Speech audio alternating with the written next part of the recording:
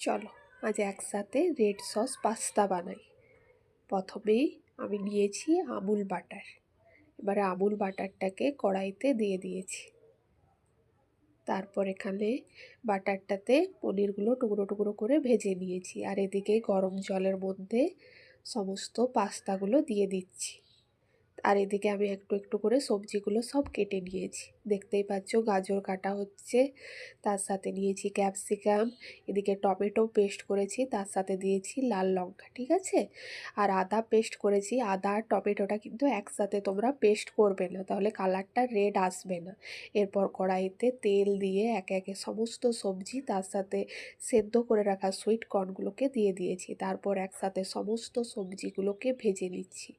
তারপর কড়াইতে আবার তেল দিয়ে সেই রেড টমেটো পেস্টটা দিয়েছি। তারপর দিয়েছি আদা পেস্ট। তারপরে সমস্ত মশলাগুলো একটু একটু করে সব দিয়ে দেব।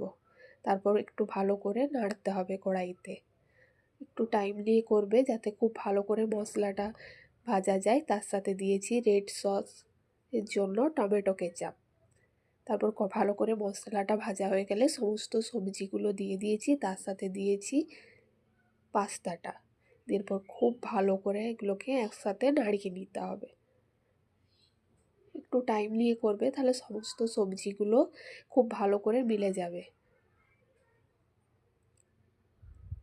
দেখতেই পাচ্ছ হচ্ছে। এটা একটু টাইম নিয়ে করবে যাতে সমস্ত সবজিগুলো মশলাগুলো একসাথে মিক্স আপ হয়ে যায়। তারপর দিয়ে দিচ্ছি আবার ওপর থেকে বাটার, তাহলে আরও খেতে খুব সুন্দর হবে। তারপর একটু একটু করে মশলা দিচ্ছি আরও কিছু।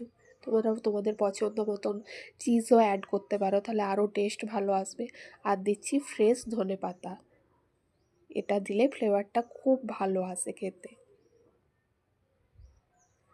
আর গন্ধটাও বেশ সুন্দর ওঠে। তোমরা চাইলে এটা ওপর থেকে আরও চিজ দিয়ে খুব ভালো করে করতে পারো। চিজ দিলে আরও ব্যাপারটা আরও ভালো হবে। আমার চিজ দিয়ে খাওয়ার ইচ্ছে ছিল না, তাই আমি দিইনি চিজ, শুধু বাটার আর তেল দিয়েই বানিয়েছি।